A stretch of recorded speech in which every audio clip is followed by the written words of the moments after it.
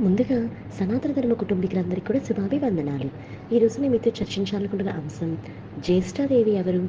మరియు ఆమె యొక్క నివాస స్థానం ఎక్కడ? పూర్వం క్షీరసాగర మథనంలో లభించిన అనేక వస్తువులలో లక్ష్మీదేవిని, కౌస్తుభాన్ని శ్రీహరికి సమర్పించి మిగిలిన సంపద అంతా కూడా దేవతలు తీసుకున్నారు. శ్రీహరి లక్ష్మీదేవిని పెళ్లి చేసుకోదలిచాడు. కానీ శ్రీదేవి, ఓ నారాయణ, నాకన్నా పెద్దదైన అక్క ఉంది. ఆ చేష్టకు పెళ్లి కాకుండా కనిష్టనైన నేను వివాహం ఆడడం న్యాయం కాదు. కనుక ఆమె పెళ్లికే సంకల్పించు అని కోరింది. ధర్మబద్ధమైన శ్రీదేవి మాటలకు అంగీకరించిన విష్ణువు ఉద్దాలకుడు అనే మునికి జ్యేష్ఠాదేవిని సమర్పించాడు. స్థూల వదన, అశుభకారిణి, అరుణనేత్రి, కఠినగాత్రి, బిరుసు శిరోజాలు కలిగినటువంటి జ్యేష్ఠాదేవిని ఉద్దాలకుడు తన ఆశ్రమానికి తీసుకొస్తాడు. అయితే నిరంతర హోమ ధూమ సుగంధాలతో వేదనాదాలతో నిండినటువంటి ఆశ్రమాన్ని చూసిన జ్యేష్ఠాదేవి దుఃఖిస్తూ, ఓ ఉద్దాలక, నాకు ఈ చోటు సరిపడదు.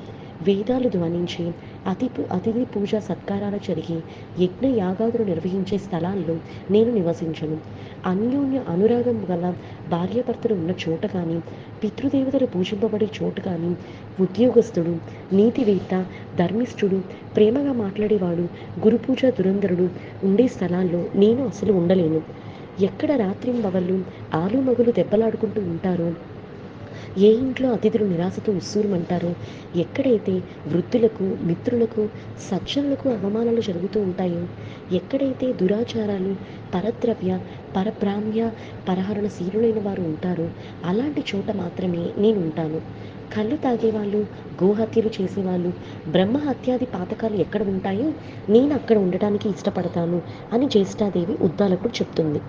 జ్యేష్ఠాదేవి మాటలకు కించిత్తు ముంచుకున్న వేదవిధుడైన ఉద్దాలకుడు, ఓ జ్యేష్ఠ, నువ్వు కోరినట్టుగా నీకు తగిన నివాస స్థలాన్ని అన్వేషించి వస్తాను. అంతవరకు నువ్వు ఈ రావి చెట్టు మొదట్లోనే కదలకుండా కూర్చో అని చెప్పి బయలుదేరి వెళ్ళిపోతాడు.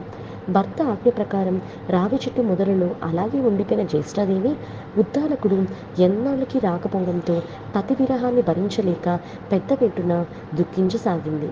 ఆమె రోదనలు వైకుంఠంలో ఉన్న లక్ష్మీనారాయణ చెవుల్లో పడాయి. వెంటనే లక్ష్మి తన అక్కగారిని ఊరడించవలసిందిగా విష్ణుమూర్తిని కోరింది. విష్ణువు జ్యేష్ఠాదేవి ఎదుట ప్రత్యక్షమై ఆమెను ఊరడిస్తూ, ఓ జ్యేష్ఠాదేవి, ఈ రావి చెట్టు నా అంశతో కూడి ఉంటుంది. కనుక నువ్వు దీని మూలంలోని స్థిర నివాసం ఏర్పరచుకొని ఉండిపో. ప్రతి ఏటా నిన్ను పూజించే గృహస్థుని యందు లక్ష్మి నివసిస్తూ ఉంటుంది అని చెప్పాడు.